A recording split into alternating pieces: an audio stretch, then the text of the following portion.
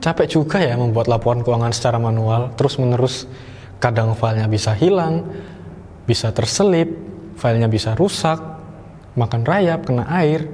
Bagaimana sih caranya membuat laporan keuangan biar bisa dibawa kemana-mana, simple, dan bisa dibuka kapan saja?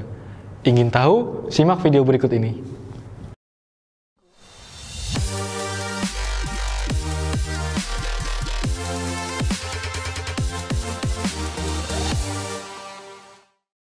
Oke, kembali lagi bersama saya, Andre dari theconsulting.id.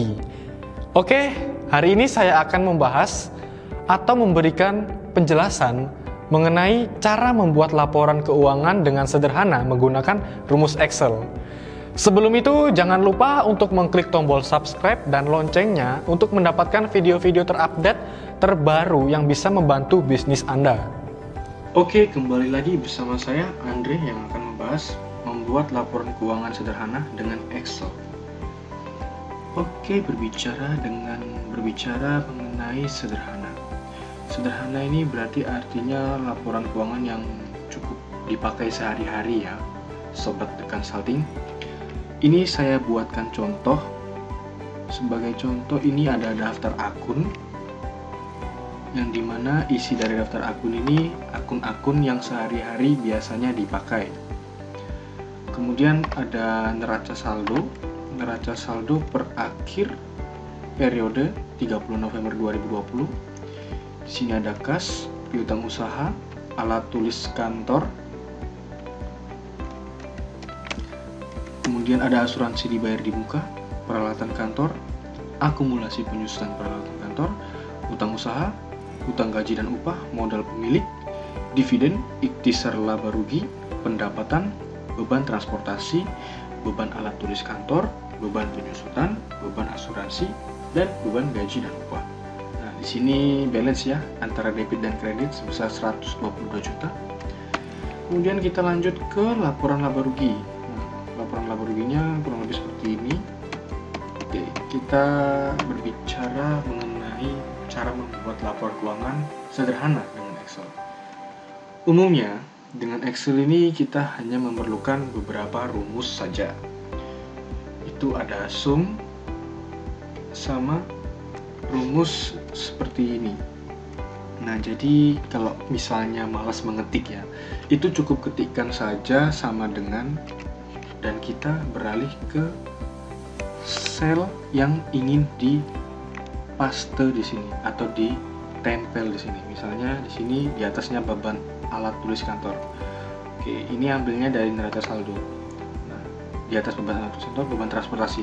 Cukup klik, kemudian enter. Nah, seperti ini. Kemudian untuk sum, di mana fungsi dari sum itu sendiri untuk menjumlahkan suatu sel dari sel tertentu untuk mendapatkan hasilnya. Nah, ini contohnya sum. Nah, di sini kita bisa lihat. Ini caranya cukup ketik sama dengan, kemudian sum, buka kurung. Nah, di sini yang ingin dijumlahkan dari kolom berapa sampai kolom berapa. Nah, di sini ada E7 sampai E10. Oke, kemudian kita enter. Nah, maka hasilnya akan otomatis seperti ini. Oke, itu untuk rumus. Kemudian kita untuk laporan keuangan. Laporan keuangan umumnya berawal dari daftar akun, yang dimana daftar akun ini sangat berguna untuk laporan keuangan itu sendiri. Nah, setelah daftar akun ini ada, maka kita bisa menyusun neraca saldo. Nah, neraca saldo ini neraca saldo akhir periode 30 November ya, yang dimana kita akan membuat laporan keuangan di bulan Desember. Nah, seperti ini. Ada kas seperti yang saya jelaskan tadi. Di sini juga sudah saya rumus ya menggunakan sum, jadi nggak perlu repot-repot jumlahin manual pakai kalkulator, sahabat The Consulting. Oke, setelah kita mendapatkan neraca saldo akhir periode 30 November, dalam laporan keuangan ada 3 komponen. Yang pertama laporan laba rugi, dan yang kedua laporan perubahan modal, dan yang ketiga neraca. Oke, kita lanjut ke laporan laba rugi. Nah, laporan laba rugi per 31 Desember 2020. Kita bisa lihat di sini pendapatan. Pendapatan ini cukup kita lihat di neraca saldo akhir kemarin. Nah, neraca saldo akhir kemarin menunjukkan angka pendapatan ini 45 juta. Oke, jadi kita masukkan di sini 45 juta. Begitu juga dengan beban transportasi, beban alat tulis kantor, beban penyusutan, dan beban gaji dan upah. Nominalnya sesuai dengan neraca saldo periode akhir 30 November. Nah, seperti ini. Sesuai ya angkanya. Kemudian jumlah total biaya ini 11 juta. Nah, untuk laporan laba rugi, untuk mendapatkan laba bersih, itu kita jumlahkan semua pendapatan. Namun jika hanya satu pendapatannya, nggak perlu dijumlah ya. Jadi hanya satu ini pendapatannya, kemudian dikurangkan dari total biaya. Maka di sini kita bisa dapatkan laba bersih. Nah, laba bersih di sini ditunjukkan 34 juta rupiah. Kemudian setelah kita dapatkan laba bersih, kita buat laporan perubahan modal. Nah, laporan perubahan modal ini yang harus kita perhatikan. Kita harus mencatat dulu modal awal. Modal awal ini kita bisa dapatkan di neraca saldo periode akhir 30 November. Nah, di sini menunjukkan modal awal pemilik sebesar 50 juta rupiah. Jadi kita aplikasikan di sini 50 juta rupiah. Kemudian kita perlu perhatikan lagi di laporan laba rugi, apakah laba atau rugi. Jika rugi, maka di sini keterangannya penurunan modal.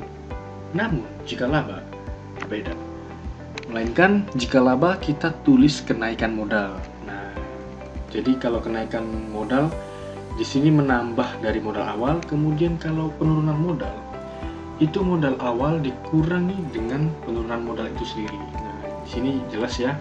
Kenaikan modal karena di laporan laba rugi ini laba 34 juta. Jadi di sini kita tambahkan 50 juta ditambah 34 juta. Hasilnya modal akhir per 31 Desember 2020 itu 84 juta. Nah, setelah kita dapatkan hasil dari modal akhir ini, baru kita bisa buat neracanya. Di sini menunjukkan neraca periode 31 Desember 2020. Nah, di sini untuk aktiva lancar ini kita golongkan lagi ya, sahabat The Consulting. Oke, yang ketiga neraca. Neraca periode 31 Desember 2020. Nah, di sini kita golongkan lagi ya, sahabat The Consulting. Di sini ada aktiva lancar, aktiva tetap. Nah, gunanya agar kita bisa mudah berapa aktiva lancar kita dan berapa aktiva tetap kita. Nah, di aktiva lancar ini ada kas, piutang, alat tulis kantor, asuransi dibayar di muka, sehingga kita bisa dapatkan total aktiva lancar itu sebesar 87 juta rupiah. Nah, kemudian untuk aktiva tetap itu peralatan kantor sebesar 24 juta dan akumulasi penyusutan peralatan kantor itu sebesar 2 juta. Nah, jadi kita hanya perlu kurangkan saja 24 juta dikurang 2 juta, ini total aktiva tetapnya sebesar 22 juta rupiah. Sehingga kita bisa dapatkan jumlah dari aktiva itu per 31 Desember 2020 109 juta rupiah. Oke, setelah kita selesai di sisi aktiva, kita lari ke sisi pasiva. Yang dimana sisi pasiva ini hanya ada akun utang modal itu saja. Oke, di utang ini ada utang usaha ya. Karena hanya utang usaha yang ada nominalnya, jadi kita masukkan 25 juta. Kemudian untuk modal ini tidak pakai modal per 30 November lagi, sahabat Consulting. Yang harus diperhatikan di neraca ini adalah untuk modal, kita harus memakai modal yang terbaru, yang dimana ada di laporan perubahan modal. Nah, di sini menunjukkan modal akhir 31 Desember 2020 sebesar 84 juta rupiah. Jadi kita masukkan di sini 84 juta rupiah sehingga kita bisa dapatkan total pasiva ini 109 juta rupiah. Nah, balance kan? Untuk jumlah aktiva dan jumlah pasiva sama-sama 109 juta rupiah. Begitulah penjelasan yang saya sampaikan pada video kali ini terkait cara membuat laporan keuangan sederhana menggunakan rumus Excel. Dengan adanya rumus Excel ini, Anda tidak perlu susah-susah lagi membuat laporan keuangan dengan manual, dan ini akan memudahkan Anda dalam membuat laporan keuangan perusahaan untuk bisnis Anda. Oke, sekian penjelasan yang saya sampaikan di video kali ini. Jika Anda masih bingung dan ingin bertanya sesuatu, tinggalkan komentar Anda di kolom komentar di bawah ini. Dan jangan lupa untuk like, subscribe, and share jika Anda merasa video ini sangat bermanfaat. Sampai jumpa di video selanjutnya. Terima kasih.